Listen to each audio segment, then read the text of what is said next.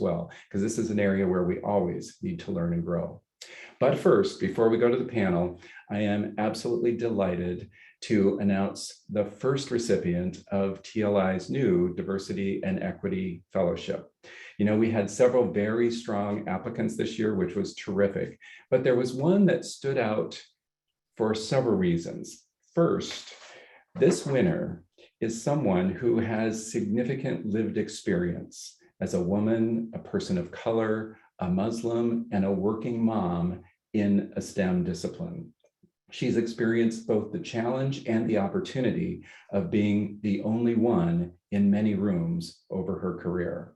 Second, she is actively engaged in supporting and empowering other underrepresented colleagues in her workplace, which is terrific. And third, she had some very interesting ideas for TLI about how we might improve on our own diversity, equity, inclusion for students, faculty, and staff here at the Institute. So a great candidate. With this drum roll, I'm now delighted to introduce to you our first winner, Ambreen Athar.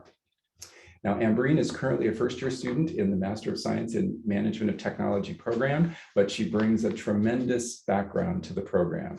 She has a Bachelor of Science in Science in Immunology and Microbiology. She already has a Master of Science in Regulatory Affairs, and she's got almost 20 years of experience in medtech in regulatory and clinical affairs. So tremendous background, tremendous commitment to DEI, and tremendous lived experience. So without further ado, I'd like to introduce Ambreen. Thank you, Professor Froggatt. Thank you to the Technology Leadership Institute and the Fellowship Selection Committee. I am honored to be recognized with this award and even more delighted that TLI is putting forth efforts towards diversity, equity, and inclusion by creating this fellowship. I'd like to briefly share some of my personal background and what triggered my interest in participating and supporting diversity, equity, and inclusion efforts. My parents moved to Canada as immigrants from the country of Pakistan. My mother also lived in Lebanon and my father in India. I was born and raised in Canada and have been in the US for 21 years now. I am married to a very patient man, and we have 3 children. When my parents immigrated from Pakistan, their goals were not only to find success and opportunity, but also to contribute in every way they could. Their mindset was to bring the best version of themselves to their careers and to their community. They taught me to appreciate the differences of cultures and to be aware that we can always learn from others. Being raised in an open-minded family is a gift that I am grateful for every day. One of the effects of being a child to immigrants is that we are sometimes considered the bridge or buffer generation. In a sense, we are able to see the nuances of different cultures through a unique lens and can relate to and see the intent behind both of them. I've unconsciously been using my experience as a bridger my entire life. It manifests itself as sympathy, empathy, and compassion. I use it in the workplace, in the classroom, and in social settings.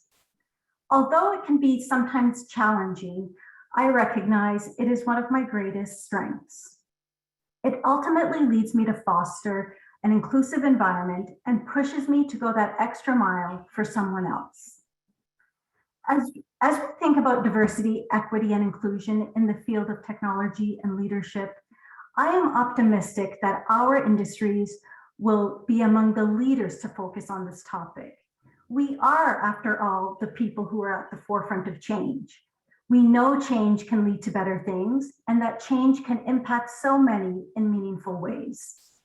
When we place value on the convergence of technology, how can we not acknowledge the potential impact that diversity, equity, and inclusion could also bring to our converging fields? The pace of technology advancement is accelerating so quickly and will demand a group of leaders who recognize the global nature of the work we do, the value of making meaningful change, and the potential for growth that we have in not only the technology itself, but in those human beings who design, create, and deliver it. With that, I'd like to say thank you for this chance to participate and contribute to the diversity, equity, and inclusion efforts for the Technology Leadership Institute. I am beyond excited to help their organization succeed in this work. Thank you very much for this opportunity and the fellowship.